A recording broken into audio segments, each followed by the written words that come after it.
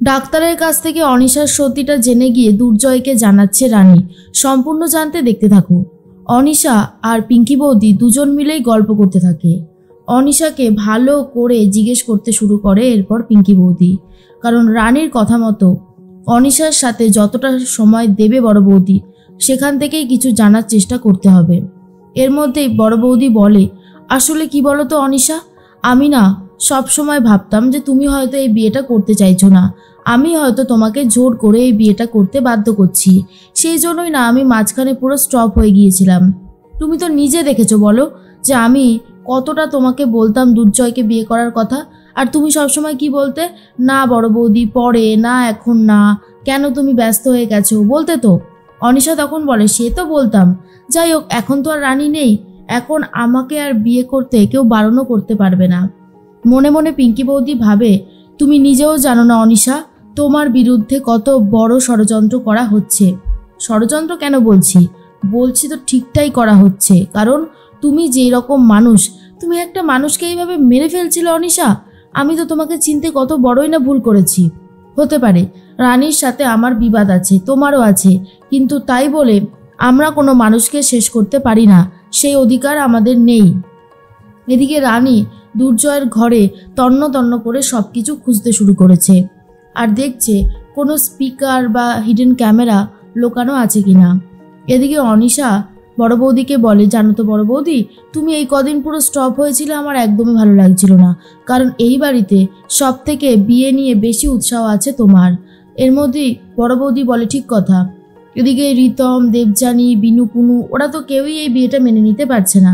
তখনই অনিশা বলে, তাতে আমার কি যায় আসে, আমার কিছুই যায় আসে না, আমি এসব নিয়ে ভাবি না, পছন্দ হবে না, করবে না, আসবে না, দরকার নেই, বিয়েতে কোনো কাজ করার কোনো দরকার নেই, তুমি আছো তো, বাকি সবাই আছে তো, আন্টি আছে, এরা সবটা সামলে নেবে, আমার ওদেরকে বিষয়ে কোনো ইন্টারেস্ট নেই।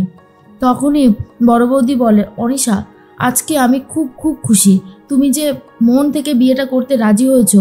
আমি আর তুমি একটা পার্টি করি বলো, আমি তোমার জন্য দার্জিলিং টি নিয়ে আসি আর তোমার ফেভারিট পেস্ট্রি নিয়ে আসি। তখনই অনিশা বলে, আচ্ছা বড় বৌদি। এর মধ্যেই চা আনার সময় বড় বৌদি লক্ষ্য করে রানী তন্ন তন্ন করে খুঁজছে দুর্জয়ের ঘরে কিছু একটা, তার জন্য অনিশাকে আরোই ব্যস্ত রাখার চেষ্টা করে। রানী বলেছিল যতটা পারবে অনিশাদিকে ব্যস্ত রাখার চেষ্টা করবে। এর মধ্যেই চা নিয়ে চলে এসেছে বড় বৌদি। অনিশা তখন বলে, বড় বৌদি আরে বসো না, তুমি এত ছটপট করছো কেন? মনে মনে বড় বৌদি ভাবে, কি করে ছটপট না করে থাকবো, তুমি যা কাজ করেছো অনিশা, এরপরে তোমার সাথে কথা বলার কোনো ইচ্ছা আমার নেই, কিন্তু রানী আমাকে একটা দায়িত্ব দিয়েছে, আর সেই দায়িত্বটা আমাকে খুব ভালোভাবে পালন করতেই হবে। আমি ওকে খুব খারাপভাবে ট্রিট করতাম ঠিকই, কিন্তু আমি বুঝতে পেরেছি রানী যদি চলে যায় তাহলে আমারই সব থেকে বেশি যেন কষ্ট হচ্ছে, না আমি আর কোনো ভুল করতে চাই না। এর মধ্যেই অনিশা তখন বলে, জানো বড় বৌদি চাটা খেতে দারুণ হয়েছে। এর মধ্যেই অনিশা মনে মনে ভাবতে থাকে, রানীটাও গেছে, এবার এই পরিবারে শান্তি ফিরে আসবে। বড় বৌদি মানে পিঙ্কি বৌদি বলে, আচ্ছা অনিশা তুমি তো কানে এভাবে এয়ারপডস লাগিয়ে রাখতে না, কি ব্যাপার বলো তো? আর তখনই অনিশা ভয় পেয়ে যায়। আর অনিশা তখন বলে, আসলে বড় বৌদি কি হয়েছে, আমার নার্সিংহোম থেকে সবসময় এত কল আসে না, ফোন রিসিভ করা সম্ভব হয় না, আর এই ব্লুটুথটা একটু কানেক্ট করে নিলেই হয়ে যায়। তখন বড় বৌদি বলে, ও আচ্ছা আচ্ছা। এদিকে রানী সব কিছু খুঁজেছে কিন্তু তেমন কিছুই পায়নি, তাই মনে মনে ভাবতে থাকে, আমি আর এখানে থাকবো না, এখানে এবার যে কেউ আসলে ধরা পড়ে যাব। যখনই রানী বেরোতে যাবে তখনই দুর্জয় চলে আসে আর বলে, কি ব্যাপার, আপনি এই ঘরে কি করছিলেন? আমি যে আপনাকে বারণ করছি সেটা যে আপনার কানে যাচ্ছে না। তখনই অনিশা মন দিয়ে কিছু একটা শুনতে থাকে, যেটা বড় বৌদি বুঝতে পেরেছিল, আর বলে, কি ভাবছো অনিশা? অনিশা হাত দিয়ে চুপ করিয়ে দেয়। এর মধ্যেই রানী বলে, আসলে দাদাবাবু আমি এই ঘরটা একটু গুছোতে এসেছিলাম। অনিশার কথাই এর মধ্যে ভাবতে থাকে বড় বৌদি যে অনিশা তো মন দিয়ে কি শুনছে, কোনো কথাও বলছে না, ফোন আসলে তো মানুষ কথা বলে। এর মধ্যেই দুর্জয় বলে, ঘরটা যেমনভাবে দেখে গেছিলাম ঠিক তেমনভাবেই রয়েছে, তাহলে আপনি কোথা থেকে গোছালেন? এর মধ্যেই রানী বলে, গুছিয়েছি বাবু গুছিয়েছি। দুর্জয় তখন বলে, ঠিক আছে আপনি যান, আপনি যা শুরু করেছেন কতদিন এই বাড়িতে টিকতে পারেন সেটাও একটা ব্যাপার।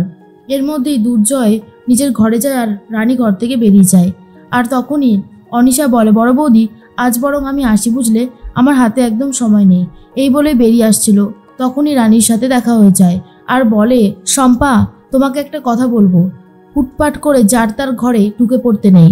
কেউ যদি সেই ঘরে না থাকে তাহলে ঢুকবে না, বুঝতে পেরেছো? স্পেশালি জয়ের ঘরে তো নাই, ওটা আমার বেডরুম, আমি যাকে তাকে ওখানে অ্যালাউ করবো না। আর এটা শোনার পরেই রানী চমকে যায়, ভাবে এটা কি করে সম্ভব? আমি তো কিছুই দেখতে পেলাম না, তাহলে অনিশাদি কি করে বুঝলো আমি ওই ঘরে ছিলাম? ব্যাপারটা কেমন যেন একটু অদ্ভুত টাইপের লাগছে। এর মধ্যেই অনিশা বলে, শোনো, আমি কিন্তু টাকা যেমন দিতে পারি, সেরকম খারাপ কাজ করলে শাস্তিটাও দিতে পারি, মাথায় রেখো কথাটা। এই বলেই বেরিয়ে চলে যায়। অনিশা তখন বেরিয়ে যেতেই পিঙ্কি বৌদি বলে, রানী কিছু খুঁজে পেলে? রানী বলে, না, অনিশা দি যে কি বলে গেল আমি বুঝতে পারলাম না। বড় বৌদি, আমি যে দুর্জয়ের ঘরে ঢুকে সার্চ করেছি সেটাও জানতে পেরে গেল কি করে? এর মধ্যেই তখনই পিঙ্কি বৌদি বলে, ও আরও একটা ব্যাপার রানী, এখন দেখলাম অনিশার কানে সবসময় এয়ারপডস লাগানো থাকে, কিন্তু অদ্ভুত ব্যাপার, আমরা যখন কথা বলছিলাম হুট করে কিছু একটা শুনতে পাই। এরপর যে ফোনও এসেছে সেটাও আমি বলবো না, কারণ মুখে কোনো কথা বলছিল না, চুপচাপ শুনছিল। তখনই রানী বলে, বুঝতে পেরে গেছি, আন্দাজ যেটা করেছে সেটা যদি সত্যি হয় তাহলে এইবারে আর অনিশাদিকে কেউ বাঁচাতে পারবে না। সমস্ত সত্যিটা সামনে আমি আনবই।